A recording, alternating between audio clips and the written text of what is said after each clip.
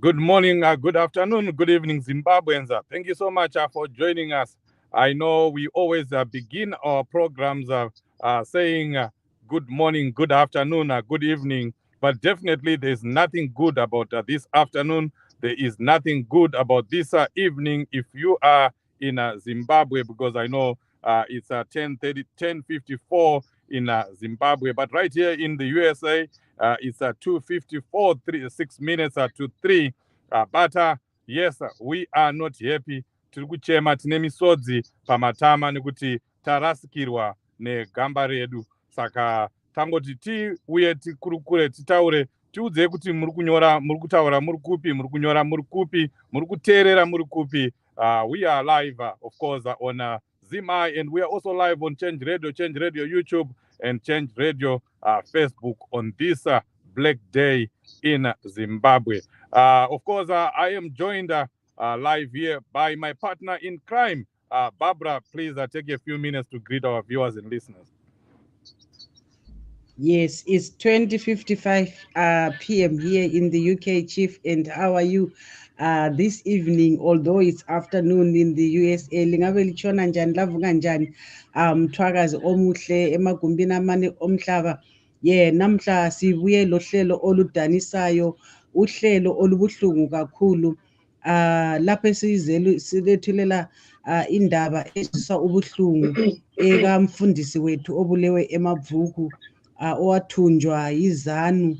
Ngiyethemba lonke liyawazi ukuthi eMabvuku kule by election eka MP owarecallwa nguChabangu. Siyakwazi ukuthi yikho lapho futhi okulo Scott sakupanywa Luano we-gold mafia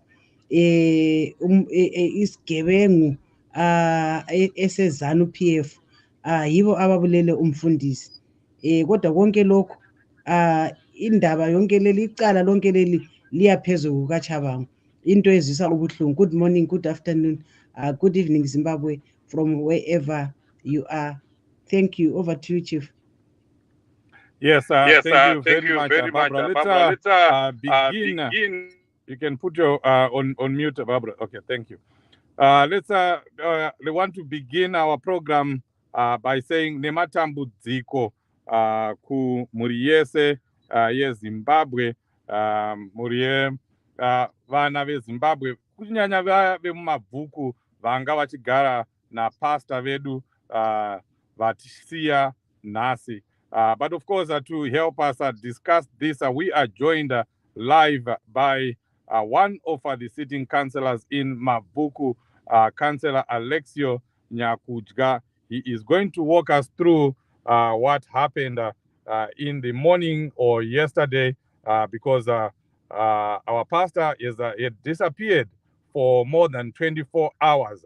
And the people, the community of Mabuku was busy. Yesterday, you heard us talking to Honorable Kufa, where he was telling us of the efforts that they had put thus far yesterday. But today, we are lucky to be joined by Mr. Nyakudya, Councillor Nyakudya. Thank you so much, Councillor, for joining us in such a short notice. Please take a few minutes to greet our viewers and listeners. Regedzai nditore mukana uno kuti ndikukwazisei pachirongwa chino uye ndine musodzi pamatama izuva ranga ndisina kutarisira nhasi kuti tinosangana nechitiko chakadai muno musha wedu wemabhuku muward 21 eZimbabwe Tafura constituency yose. Saka ndinongoti Mwari ndiwo aita kuda kwavo, tichangogamuchira, asi muvengi atirwadzisa. Saka ndiri kugamuchirai mose pachirongwa chino. Tinotenda kansela, mungatitaurire here kuti zvafamba sei uye mazvoziva sei kuti ndo zvaitika isitazongoona taku zvinhu zvaakunyorwa pasocial media, asi imi manga muripo, mungatitsanangurirewo. Zvaitika ndezvekuti after abduction yaitika takamirira 24 hours kuti dzikwane pamutemo wepolisi. Nhasi tobva tataurira family kuti iende inoisa ripoti zvinova zvaitika makuseni. Isusu ndobva taita urongwa nemayouth kuti since vanhu pakatika this abduction vakanga vari 2, ngatichitorai mumwe wacho atilidhe kuti paakazodhampirwa pacho ndepapi. So taenda neshambaroti nevakomana ava tanga tinavo taungana makuseni pamba pahonorable, ndokubva tapinda mumotikari ndokuenda tose nevakomana tanga tiri close to 15. Tasvika panzvimbo yataridwa nemukomana ungati naye anonzi Jeffrey Carlos, anova mumwe akadhaптwa pamwe chete natapfuma. Tasvika nzvimbo yatirakidza ndokumbotira kutendera tiri ipapo. So ndiri ipapo ndafonera former councillor vekuShawashi ndichida kuti maybe vandibefore main power. Ndobva ndavati councillor, I'm in your area. Zvakanzi no, I think area yamuri councillor Nyakudya's area yangu. Ndobva ndakata phone. Hapana kuita 30 minutes tiri busy kusearcha our champion Masai. Ndobva phone call yapinda kuna my former councillor. Zvakanzi pano pane body yasvika paparire Nyatwa. Asi body yasvika neRodzville. Asi ndiri kususpecta kuti body inogona kunge iri yenyu, but state yainayo haisisina kumira mushe. You cannot identify the body even makatarisa nepicture yacho. So ndakutira kuti ndimanage team yanga ndinayo, because ipapo ndanga ndine mwana wa the late champion wedu, ndibva ndati mufanira achiri mwana mudiki. So ndangokwanisa kushare ne about 3 to 4 guys vatanga tinavo. Ndobva tangoti no guys, ini ndafunga kuti timboenda kuparire Nyatwa kuti tinosecha tiri kuhospital. Munozoona sei so nanganatipira umwe vanhu vatangotsigirana so tinangoti phone call yakuma past 2 ndobva tarova mota takananga kuparingatwa so tasvika paparingatwa my fellow councillor vanga varipo ndobva vanditora ndobva taenda mupolice post ndobva tazvi-identify ndobva vateve ukama ndobva tadedza mwana wacho ndobva auya ndobva tapinda kumochari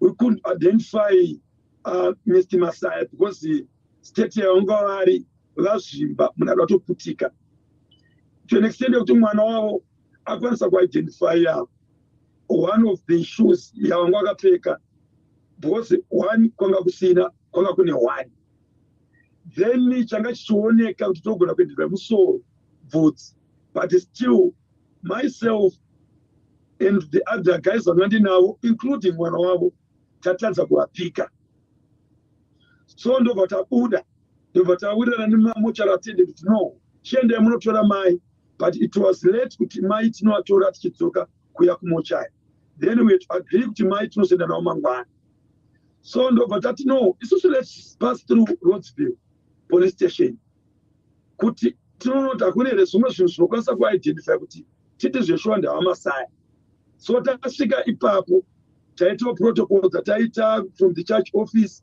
kusvika tasvika patasvika tichizotorwa tichinorakidzwa panga pane mbatya dzavanga vakapfeka dzatakwanisa kuziva including t-shirt yaMP kufa yanga iripo yakachekwa nebaka but explanation yatawana from the police vari kuti bhodhi yatorwa kuna Pangula ndokwakawanikwa bhodhi iyi zvichirakidza kuti hembe dzavo dzanga dziri mune chimwe chitrangi chevana vechikoro chataona chiripo vari kuti ivo ndo mavadziona dziri saka taona mune t-shirt taona mune overall nechitrack bottom including the underwear zvese zvakachekwa zvirimwe imomo so ipapo ndipo tazongosheyawo nepolisi yanga iripo vakati we are still doing my investigations because muri kuziva state ine munhu so bring my Masaya mangwana makuseni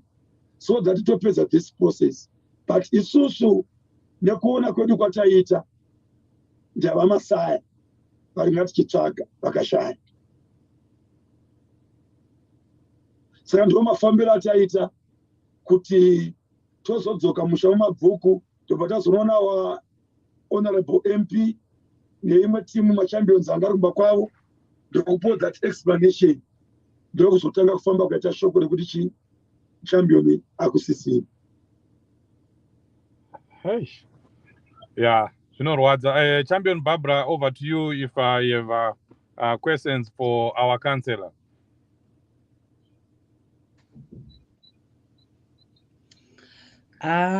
It's so sad, Chief. Kwari zvino andina zvangu mubvunzo asi kunzwe kungoti nditi hangu nematambudziko kumhuri yeZimbabwe nematambudziko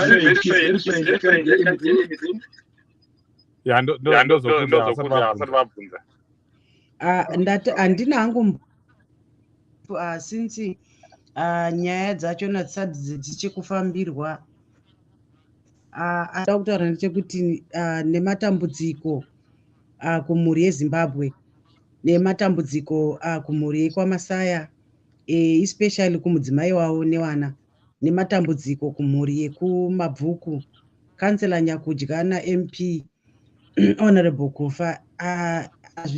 It's not easy, Chief. Ndikutotadza kana nekutaura izvi zvinorwadza. Unoziva ndikafunga kuti election iyi by election it was not even supposed to be there. That what pains me most. Kuti okay, Barbara, let me ask questions. And then we can because he's not hearing you. When the data not kupera. Councillor, can you just tell us briefly, knowing because you know our pastor, you know Mr. Masaya. Chimbotitaura nezvemhuri yavo vanga vaine mhuri yakakura sei vanga vachibata zvakadii musangano redu? Vamasaya yakanga iri member, yakanga ichimbosupporta from the terraces. So pane pataita mamovements itsvaga mavhotsi edu pamaprocesses ataiita. So ini ndakaintroducedwa vamasaya one of the friends anonzi Carlos mumwe avakaadaptwa vainaye. Ndobva vanditi varudawo kuuya kumusangano, but he's a pastor. Ndobva tavagamuchira vamasaya, ndobva vatanga kuuya kumusangano. Process dzedu padzaitanga dzemanominations, ndobva vatanga kutaura kuti haani ndakuuya kumusangano zvachose. Takatanga kufamba navamasaya to an extent yekuti panotanga maprocesses aya tinenge tine zvimapoka nezvimapoka because macandidates anenge akawanda. But Amasaya was one of my champions andikatanga nawo pacampaign yangu ari manominations. Takafamba nawo Amasaya, takazoziva kuti tine mufundisi ari pakati pedu semufudzi waMwari. Takamupa position yake yekuti pose pataita maprograms taitanga tanamata, vamasaya ndo vainamata, vamasaya ndo vaivhara. Kusvikira taenda paward level ndokuvaintroduce kuti tane new member mufundisi vakagamuchirika. Mufundisi takatanga kufamba navo murwendo rwatikafamba. Mufundisi munhu anga ari kuda change. Mufundisi vanga vachitarisira kuti goro rino musi wa23 tinofanira kuva na change. Mufundisi vakadeclare zvandazoremhendwa nevamwe madzimai atanga tinawo kuti muri kuziva kuti mufundisi pane dhera vakati kansela Nyakudya makasawina, ini ndiri kutunura bhatya rangu reufundisi, which means munhu akanga ane chiono, munhu ane zvaakanga achinzwa. Vamasaya vanga vane mudzimai wavo. Pavana vamasaya vandaona ndaona vasikana 3 nemukomana nekamwe kari pamakumbo. Mai vaitaingoonanawo navo, but sevanhu vakunge vasiri active kumusangano taionerana nekure. Kuzotanga kuti tinyatsovaona pedyo nepedyo, it was yesterday taenda kumba kwavo takunovapo update yezvatanga tichiita according nechampion yedu wakati tiri kuona. So in short, Amasaya munhu anga achishandika naye musangano wedu, uye anga ari munhu waMwari, anga achida change. Tinotenda kansela ende zvinonzwisa tsitsi. To those that are just joining us, we are speaking to Councillor Alexio Nyakudya, one of the sitting councillors in Mavuku, who was involved in the search part that started today and ended up discovering the murdered and mutilated body of Pastor Masaya, Tapumane Masaya, who is now deceased. And he has young children, he has girls that were looking forward to seeing their father even today, and a baby, Ashiri Pamakumbo, who also was looking forward to grow up with a father, but that's not going to happen.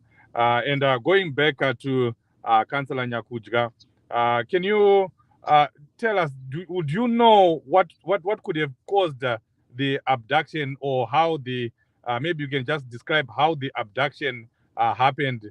Was it at night? Was it during the day? Was he alone? Some people are here for the first time and they're hearing this incident for the first time. And as you prepare to answer that question, let me just tell the people that are here, if you want to help this family, we are going to put a link, a Change Radio link. As you know, Change Radio is a party radio station, is the mouthpiece of Triple C.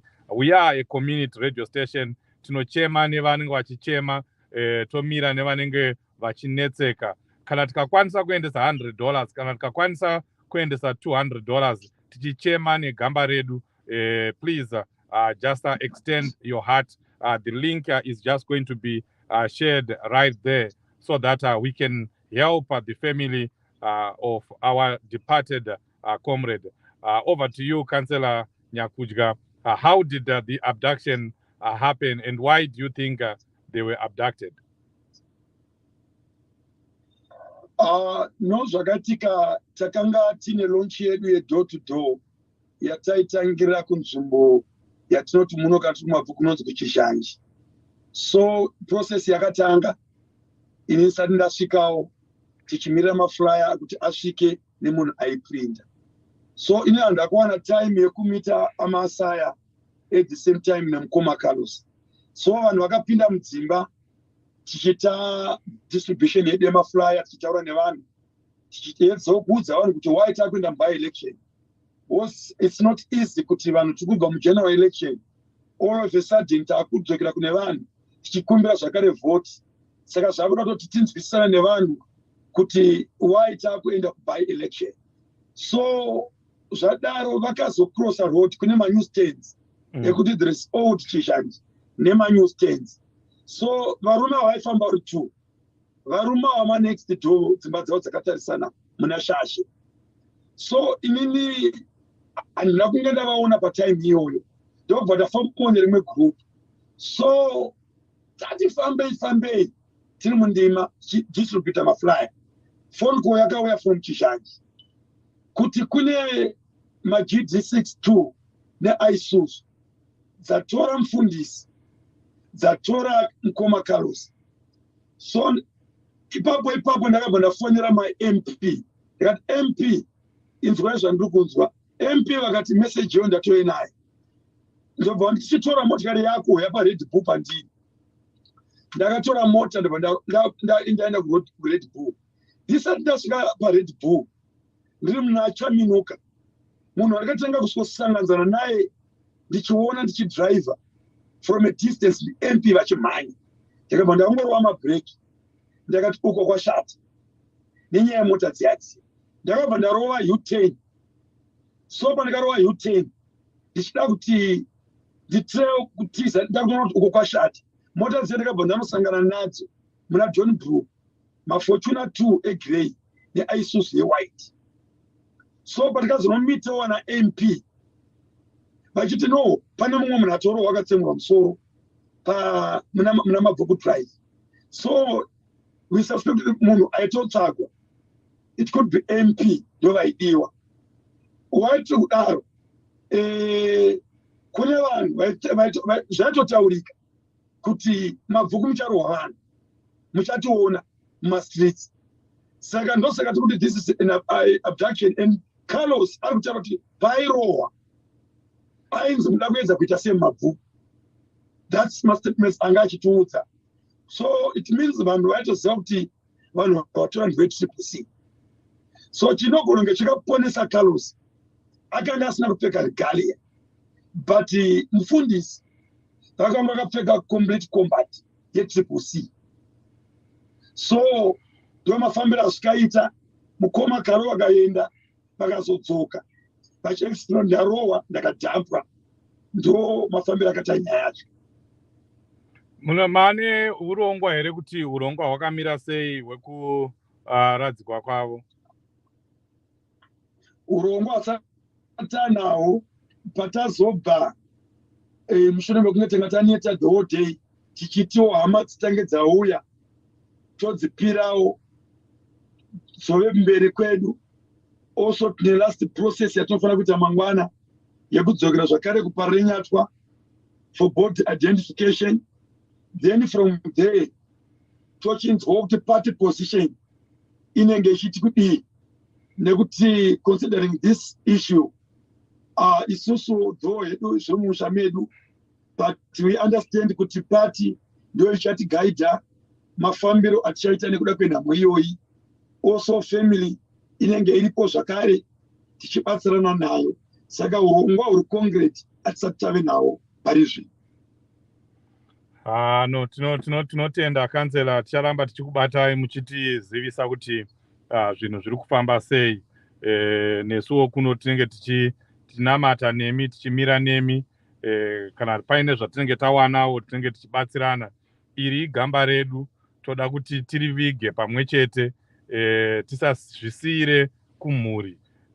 Naizvozvo ndongoti chitaura yenyu mashoko enyu ekupedzisira kumhuri yezimbabwe yakateerera iri kuno kudiaspora neiri muzimbabwe maererano neelection by election yatakatarisana nayo yekumabvuku.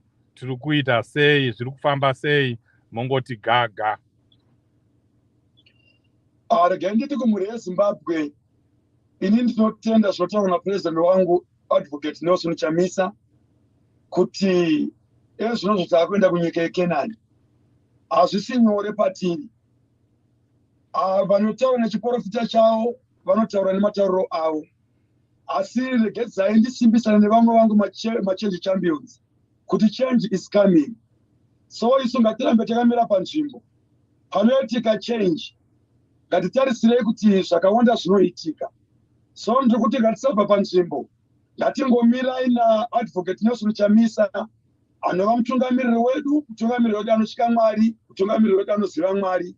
Regai tingoti Mwari vachatichengeta kusvikira by-election yadarika, asi regedzai ndingoti muchidimbu kana zvaitwa nemember of parliament ari kukwikwidzana namukoma kufa vari mukoma Scott, regedzai nditi mabvuku haina kunyanya kupusa, ende mabvuku inoziva zvainoda.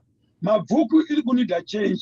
Mabvuku haisi kuda mahamba, mabvuku haisi kuda kunyepera kuti ndakaisa marobots, mabvuku haisi kuda kunyepera kuti ndakaisa zvibhorani. Munoti uda mvura dzinobuda mumatepi. Saka izvozvo zvakangokwana. Isusu tiri kuziva kuti chatiri kuda ichange, noti zvimvura dzemumabhorani kana kuti kunyeperwa kuti ndindakagadzirisa rodi ndiri kuisa matara.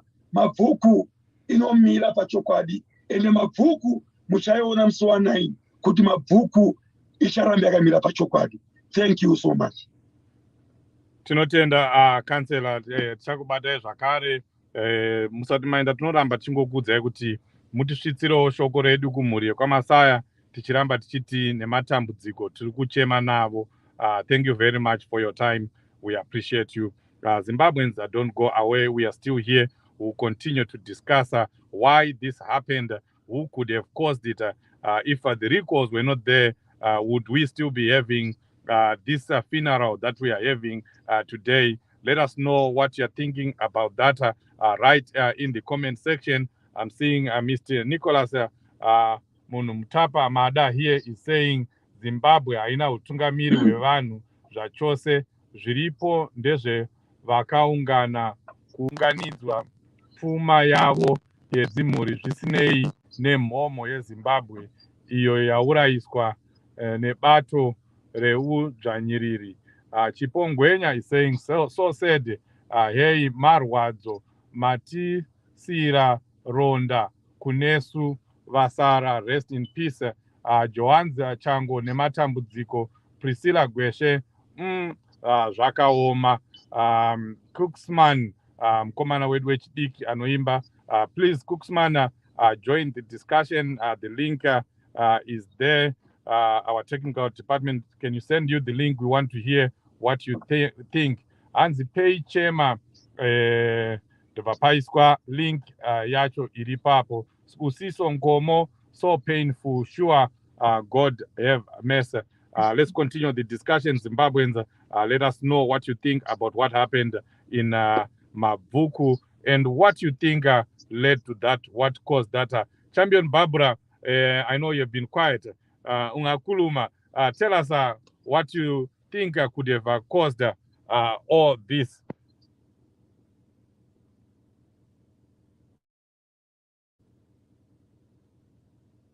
Councillor, thank you so much.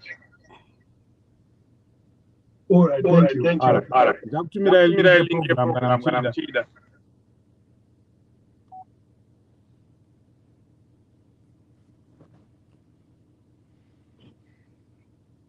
Okay, nyabonga Chief Soshe. Lapa ngilama comments from YouTube. Uju anzi Joao Gorongojo. Very sad. May your soul rest in peace. No matter Chengu anzi so sad. Patricia Moyo, may your soul haunt the abductors forever. So sad. Anzi Nadina ndedu tese zvinorwadza wedu we. Beulah Bu ari kuti so sad. Thompson Gwaza, we are all in this together. May his soul rest in peace. What I want to say is that we are reaching the end of our suffering. God is in it. Chabangu's days are now near. As njengoba uzizwela chief uthi abantu they are so clear and ukufa kukamfundisi abantu bahle bazitshela ukuthi khona nguChabangu. uChabangu uza kufa edubeka chief. uChabangu nguye oyenze konke lokho. Ngeke ngakhuluma ngaphambilini ukuthi ngabe kazange recall uMP weMabvuku ngawo umfundisi kafanga ngasela by elections ngakuthuli nje ngakulalutho ukurecalla uMP woMabvuku ebese yekela chief ukufaka icandidate clearly showed ukuthi uChabangu is being used by ZANU PF. Wadla imali yezanu Mthwakazi omuhle khona ngapha eMathebeleland sesilomthengiso omkhulu othiwa nguSengezo Chabangu nangu sebulalise umfundisi kazange athunjwe ehedwa wathunjwa elabanye kodwa abanye babonakala masinyane ngakho kubuhlungu mule Zimbabwe lokho kwenzakaleyo. Abafuna ukukhipha abalakho kule link ekhona khonapho lizalandela ilink ye-Change Radio likhiphe imfanelo zenu elifuna ukuzikhipha. Sizwile ukuthi umfundisi ngumuntu olemuli umkakhe lemuli abantwana okuhlanganisela umntwana omncane so kubuhlungu kakhulu ukuthi sesize safika esifangeni lesi ama-abductions lokhu esiba khona kuke kwa-abduct uTakudzo Wangadziore sathi sikubonile ku-adaptwe uWomberayi nende ku-abducte njalo former MP weMabvuku uJames Chidakwa. So indaba le indaba ehluphayo kakhulu. Angazi khona ngapho ku-comment section libone ngazani singayenza njani ngama-adoptions lawo. Chief ini sikona ukuthi vanhu vachapera neku-abductwa. CCC haina pfuti haina chinhu chainayo asi unoona vanhu vanozvitiwo wakahwina musi wa23 August vari kungoramba vachingoshungurudza mhuri yeZimbabwe. Iri kushungurudzirwei mhuri yeZimbabwe ivo wakahwina kana ID akahwina ma-elections? Ngavamuvhe kationi vadhivhelope nyika yachona tioni ko mukomana wari kumunetserei kana vachiziva kuti wakahwina? Wari kunetsekerei naChamisa kana vachinzi he is a nobody, he is a non-entity? So why are they bothered, Chief? Don't you think kuti there's a bigger picture to all this, to all what is happening? Ndiri kuona ngati kumashure uku behind the scenes kune kugeda kwemeno. Don't you think so, Chief?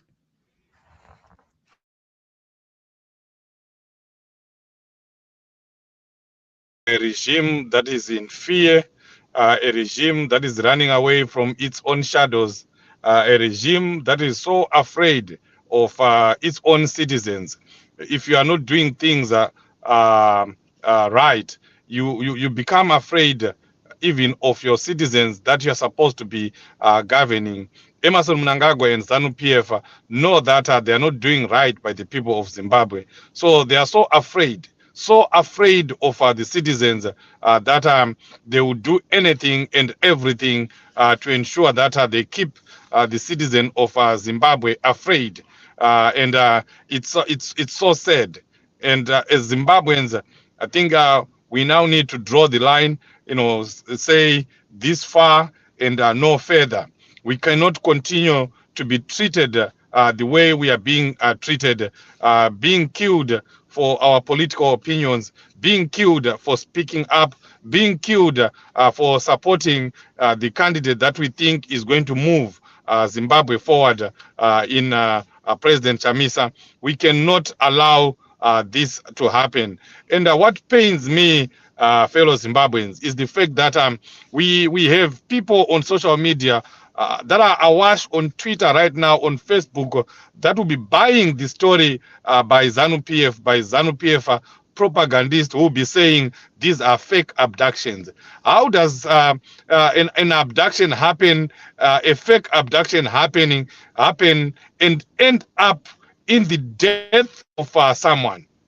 This is, this is for you, Zimbabweans. This message is for you, Zimbabweans. Let's not be defocused by ZANU-PF, because sometimes you see our very own people buying into the propaganda that will be pummeled into us, that is being pummeled into us by ZANU-PF. You believe that there is something called a fake abduction. We have heard about fake abductions, since the time that the trio, Honorable Joanna Mamombe, Netsai Marova, and Cecilia Chimbiri were abducted. And there were people that were even believing that these girls abducted themselves or faked their abduction. We went through the abduction of Tawanda Mcheiwa, and people were told that it was a staged abduction because Triple C wanted coverage.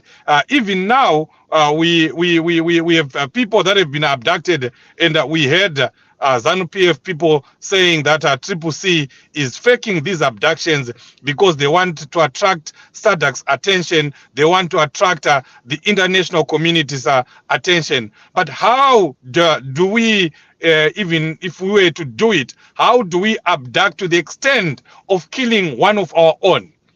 Think about it, Zimbabweans. Think about it. Before you swallow ZANU-PF propaganda, hook, line, and sinker, think about this. There is no way. Hakuna zvakadaro. Hanzi zviriko here, mazuva ano anoti zviriko here kuti vanhu vanoabducta vanhu vavo vopedzisira vatofa, vatouraya munhu. Hakuna zvakadaro. This is the work of the devil. This is the work of ZANU-PF, which we know is even worse than the devil itself. So this is it, Zimbabweans. It's either we fight this or we perish. It's either we fight ZANU-PF, it's either we tell ourselves that this must end, or else ZANU-PF is just going to finish us. ZANU-PF is never going to stop. These people are never going to stop. These abductors are never going to stop. These killers are never going to stop unless we stop them. And my words to what Barbara was saying about Shabangu, he right now, I don't know if even if he calls himself the acting secretary general of Triple C. I don't know if you even have the guts of traveling to Mabuku kuti anobata maoko ikoko. Hameno Barbara kuti unozviona sei, achauya here Chabangu anozviti ndiye acting secretary general weTriple C, agonomira akatarisana nemudzimai wapastor Tapfumanei, achiona vana vake, achiziva kuti iye ndiye akakonzeresa zvese zviri kuitika izvi. Ane ropa mumaoko make. Maoko aShabangu haasisina kusiyana naMnangagwa, haasisina kusiyana nevanhu veZANU-PF. Because if it wasn't for Shabangu, this man we are seeing on the screen right now would be alive today. Barbara, anouya here Shabangu kunhamo yekumabvuku? You should come, Chief. Isn't it saying, dear interim secretary general, anofanira kuenda zvekunobata maoko pati anoenda sei kunobata maoko iwo kurufu rwacho rwakonzereswa neby election yacho yakakonzereswa naChabangu. Why did Chabangu recall Honorable Kufa? Why did he recall him in the first place?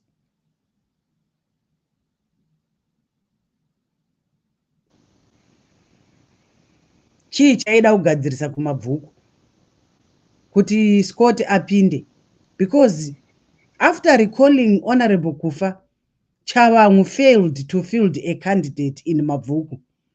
So we just want the citizens to see how dangerous this Chabangu is, because chief kune vamwe vanhu vatorimo mukati muCCC vari kutenga stori yaChavangu, vari kufunga kuti Chavangu zvaari kuita ari kugadzirisa chii iye achitokanganisa. Chii chaanogadzirisa chaasingatauriri mamwe mamembers, chaasingatauriri leadership, iye asitombori leadership. How do you believe in someone anongonyuka achiti ndiri interim secretary general, and yet we don't have such structures in CCC? You know, there are some people vanongotera chief, vanongotera kwaenda mhepo navo unongoona vachienda. But this is where we are today. This is where we are today. We've lost a soul. We've lost a pastor, a father, a cadre, a resident of Mabvuku over these schemes that Chavangu. But God is watching, chief, from a distance. And chakanakira Mwari ndechekuti Mwari havamwe mutoriro, havadhakwi, havarari. Kana zvozodzoka vanhu vachachema, hanzi kuchachemwa.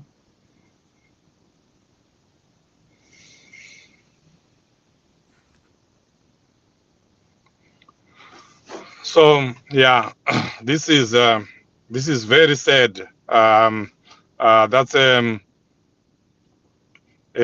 man, a father of 4, who was supposed to be home with his family, with his children, with his loving wife, and on Sunday he was supposed to be with his parishioners as he was a pastor, and now he is no more. This man is somebody's husband. This man is somebody's father. There are girls and young men that are called this man father, but they won't be able to call him again simply because of someone who is power hungry, someone who wants power at all costs. This is Chavangu. This death has obviously been caused by Chavangu.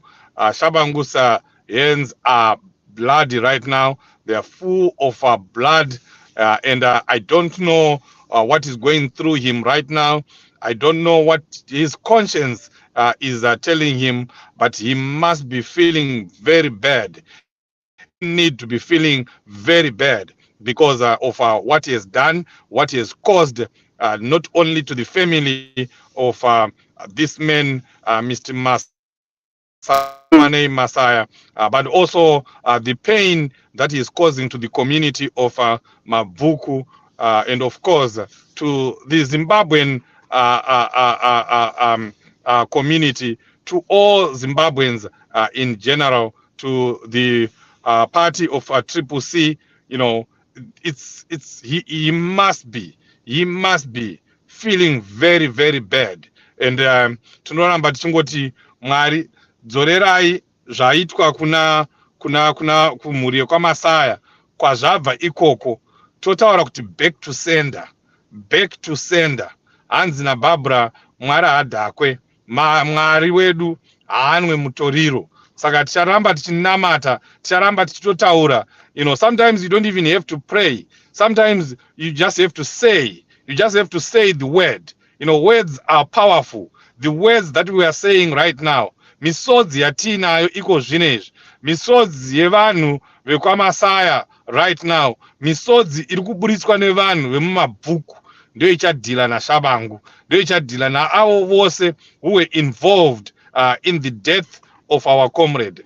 You know, of course, there are abductors. There are people that abducted him, that physically abducted him. You know, tinoramba tichitaura futi kuti kune ivavo, you know, everything that happened to Mr. Messiah, to Pastor Messiah, must also happen to those people. But we continue to talk about the cause, the root cause of all this. The root cause is Chavangu, who recalled Honorable Kufa of Mabvuku, whom he is saying even today that he recalled by mistake. What does that mean? What does that mean? And now we have a senseless by-election caused by a senseless recall, caused by a senseless, power-hungry person who just could not stomach the idea that he did not win during a fair and free and credible process, and he had to cause all this. Last time when Douglas Monzora initiated these recalls, we lost two leaders. You know, two leaders. One of them who was in Chitungwiza, Barbara. I'm sure you remember them. They just died, instantly. Of course, they got sick, but we know that their situation was made worse by the recalls caused by Douglas Monzora. And now we are seeing this again. Zimbabweans, I think once again it's time for us to just say enough is enough. We can't take this anymore. Barbara, as we finish.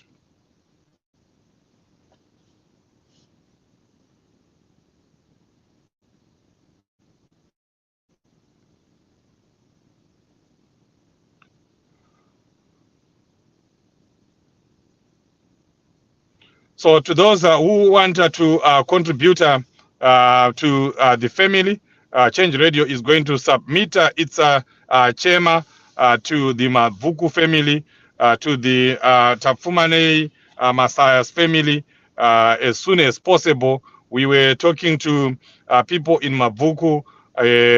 Kunodiwa chikafu, kunodiwa zvinhu zvose zvinoita kuti gamba redu riradzikwe zvakanaka. Pachivanhu pedu tinochema nevanochema, tinobvisa chema. Vana veZimbabwe tokumbirai isaiwo chero yamaisa $5, $10, $20, tinokuvimbisai mari yenyu inosvika igonoviga gamba redu. Mhuri yekwamasaya haifanirwe kunge iri ndiyo inoviga Pastor Tapfumanei Masaya. Tisu tinofanira kumuviga. Let's show the Mavuku community that we stand with them. Let's show the Messiah family that we are with them. Turikuchema navo. Just do the little that you can right now. Jump on that link and pay whatever you can. And I can promise you by tomorrow that money will be in Mavuku, whatever it is, even if it is $150, $200, $250, it's going to help. It's going to go a long way in helping our comrade, and also just showing that as Triple C, we are a party, a movement of solidarity, and will always be in solidarity with our comrades. So please jump on the link right now and do whatever you can. Barbara, your last words.